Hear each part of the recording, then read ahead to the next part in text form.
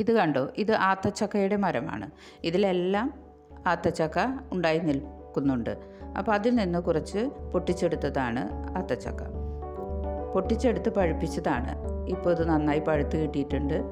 പഴുത്ത് കഴിഞ്ഞാൽ നമുക്ക് പൊളിക്കാനായിട്ട് എളുപ്പവുമാണ്. ആത്തച്ചക്കയുടെ സീഡ് വളരെ ചെറുതാണ്, പൾപ്പും കുറവാണ്. സീതപ്പഴമാണെങ്കിൽ പൾപ്പും കൂടുതലാണ്, സീഡും വലിപ്പമുണ്ട്. ഇതിനെ കസ്റ്റേർഡ് ആപ്പിൾ എന്നും പറയും.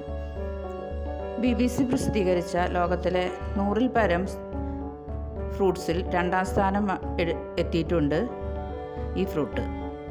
അതുപോലെ തന്നെ 96 പോഷകാഹാര സ്കോറും ഉണ്ട്. നമ്മുടെ നാട്ടിലൊക്കെ ആത്തച്ചക്ക സുലഭമാണ്.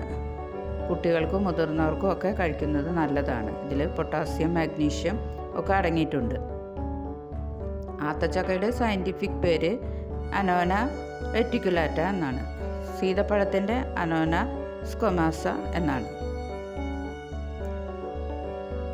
ഇത് ട്രോപ്പിക്കൽ കാലാവസ്ഥയിലും സബ് ട്രോപ്പിക്കൽ കാലാവസ്ഥയിലും നന്നായി വളരുന്ന ഒരു ഫ്രൂട്ടാണ്. പിന്നെ പ്രത്യേകിച്ച് പരിചരണമൊന്നും ഇതിന് വേണ്ട. പിന്നെ ചിലരൊക്കെ പറയും കായ്ഫലം കിട്ടുന്നില്ലെന്ന്. അങ്ങനെയാണെങ്കിൽ കുറച്ച് ചാണപ്പൊടിയും എല്ലുപൊടിയും NPK ഒക്കെ മരങ്ങളുടെ ചുവട്ടിൽ ഇട്ട് കൊടുത്താൽ മതിയാകും. ഇത് പിന്നെ നമുക്ക് വിത്ത് മുളപ്പിച്ച് തൈകൾ ഉണ്ടാക്കാവുന്നതാണ്. ഇതാണ് സീതപ്പഴം. സീതപ്പഴത്തിൻ്റെ പുറന്തോട് ആത്തച്ചക്കയിലേക്കാളും സോഫ്റ്റാണ്. അതുപോലെ തന്നെ ഇതിൽ പൾപ്പും കൂടുതലാണ്, സീഡ് വലുതുമാണ്. നമുക്ക് വിത്ത് മുളപ്പിക്കാം, തൈകളൊക്കെ ഉണ്ടാക്കാം. അത് മഴക്കാലത്ത് വേണം പറിച്ച് നടാനായിട്ട്. ഇപ്പോൾ പിന്നെ ബഡ് ചെയ്തതോ ഗ്രാഫ്റ്റ് ചെയ്ത തൈകളൊക്കെ നമുക്ക് നഴ്സറികളിൽ നിന്ന് കിട്ടും.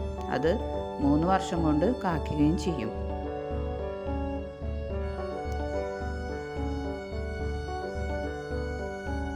പിന്നെ നമുക്ക് ആത്തച്ചക്ക കൊണ്ട് ഷേക്കും ജ്യൂസും ഒക്കെ ഉണ്ടാക്കാം. അപ്പം അതിൻ്റെ പൾപ്പെടുത്ത് കുറച്ച് പാലും കുറച്ച് തേനും ഒഴിച്ച് അടിച്ച് എടുത്താൽ നല്ലൊരു ഷേക്കായി.